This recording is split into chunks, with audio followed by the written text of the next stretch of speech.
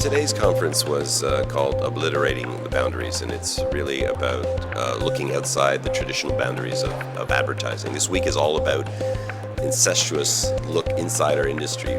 We've got leaders in the business, but we're talking always about the industry. And what we did today was we decided to take a little taxi outside those boundaries and look for some sort of inspiration. One of the things that my colleague and I, Dave, wanted to do was give something back to the audience, give some inspiration. We told three stories of people who have been very successful because they've been outside of the traditional boundaries. First person was Amanda Palmer. Amanda Palmer is an artist, a musician, who is signed with the label and was very, very successful. And at one, she did a video, and her video, she showed a little bit of nudity, and she's not the perfect, beautiful woman, so her label said, we can't show nude, and you're not perfect.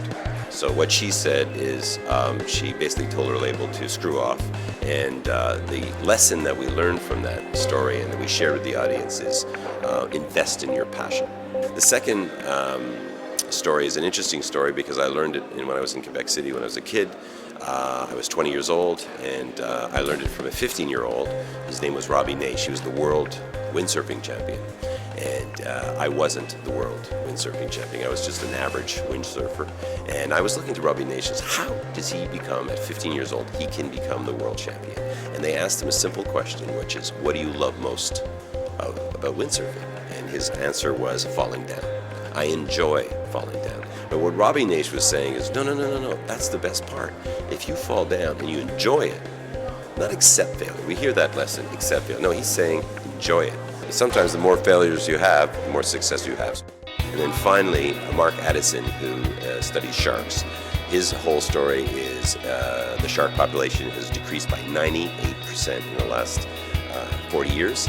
And scientists need to go and study sharks. And what they do is they go into cages. But what Mark Addison asked himself, he says, you know what? We need to find out more about sharks. And he realized that the sharks were not trying to eat people. They were actually drawn to the metal of the cage. So he got out of the cage, very brave man. He started studying and learning much more rapidly because time is running out. So his lesson that I think we shared with the audience was ask the right question. So if you follow your passion, if you invest in your passion and you're ready to make errors, you better be going in the right direction. Ask the right question. And one last thing, taxis. Lesson is enjoy the ride.